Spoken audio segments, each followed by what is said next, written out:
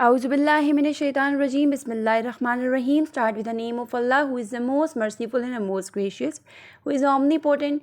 Here I am Dr. Roos Parvez Hussain, and today I'll be discussing some knowledge regarding osteoporosis in this video.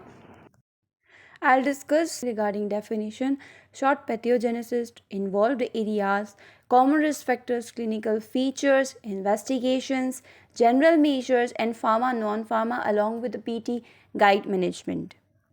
जैसे कि मैंने content में definition का जिक्र किया है, तो ऑस्टियोपोरोसिस को हम डिफ़ाइन करते हैं मेडिकली एज के बोन का जो मास है वो हमारे पास बेसिकली रिड्यूस हो जाता है इन ऑस्टियोपोरोसिस। होता क्या है कि बोन के जो टिश्यूज़ होते हैं ना, वो माइक्रो लेवल पे उनका जो आर्किटेक्चर होता है वो डिटोरिएट होना शुरू हो जाता है, जिसकी वजह से एक जो सॉलिड कॉम्पैक्ट अपीयरेंस बोन होती है उसकी फ्रेजिलिटी इंक्रीज हो जाती है, यानी कि वो सॉफ्ट हो जाती है। और वो इस कदर सॉफ्ट हो जाती है कि उसमें फ्रैक्चर के जो रिस्क होता है वो हमारे पास काफ़ी हद तक इंक्रीज हो जाता है। अगर हम बोन की बात करते हैं, ऑस्टियोपोरोसिस के अंदर जो बोन है वो नॉर्मली हमारे पास मिनरलाइज्ड होती है, यानी कि उनमें मिनरल कंटेंट की जो क्वांटिटी होती है वो कम नहीं होती, या मिनरलाइजेशन का उसमें कोई भी हमारे पास फ़र्क नहीं आता।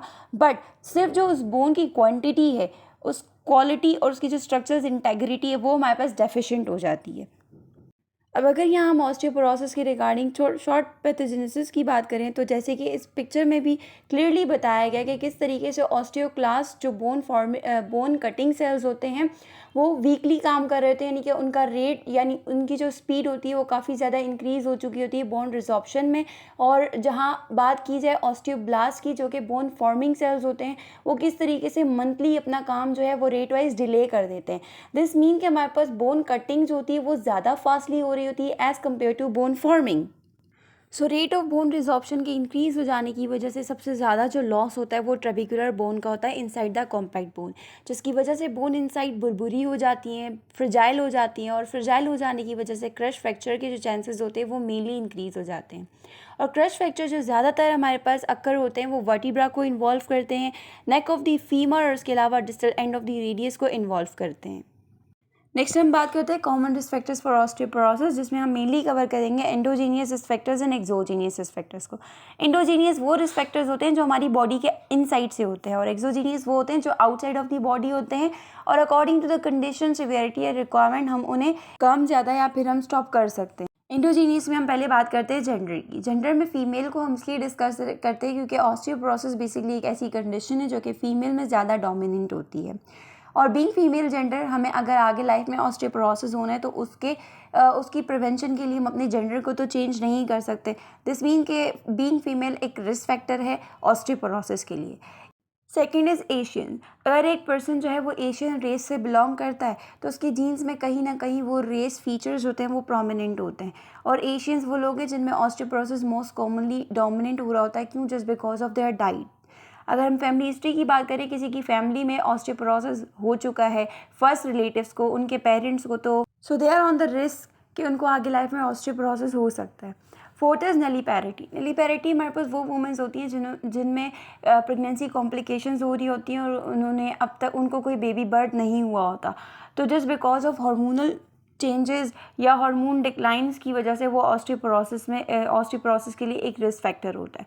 अर्ली मेनीपॉज बेसिकली वो पीक पॉइंट होता है हमारी एज का कि जब एक फीमेल के अंदर नॉर्मली जो उनका मेंस्ट्रुएशन साइकिल होता है वो स्टॉप हो जाता है फॉर परमानेंट लाइफ, जिनमें हार्मोनल डिक्लाइन की वजह से एस्ट्रोजन का लेवल बहुत ज़्यादा डिक्रीज़ हो जाता है और वो ऑस्टियोपोरोसिस के लिए एक रिस्क फैक्टर बन जाती हैं।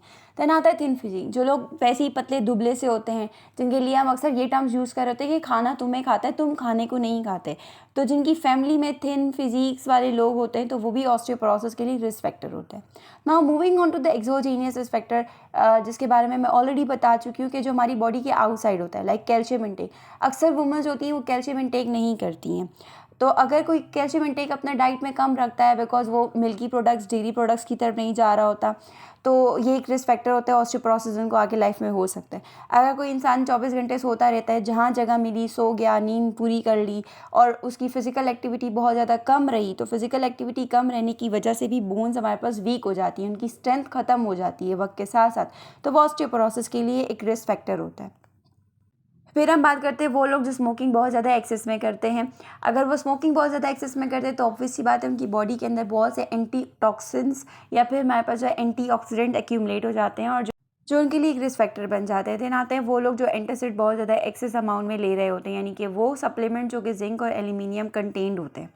देन आती है सर्जिकल मेनीपॉज। सर्जिकल मेनीपॉज में हम उन फीमेल्स को कंसीडर करते हैं जिनमें यूट्राइन कैंसर की वजह से या यूट्राइन पॉलिप्स फाइब्रॉइड्स की वजह से अगर उनके सर्जिकली जो है वो यूट्रस को रिमूव कर दिया गया हो और फर्दर उनकी जो नॉर्मल मेंस्ट्रुएशंस होती हैं वो डिस्टर्ब हो गई हो फॉर लाइफ टाइम, सो वो उन्हें एक रिस्क फैक्टर बना देती हैं।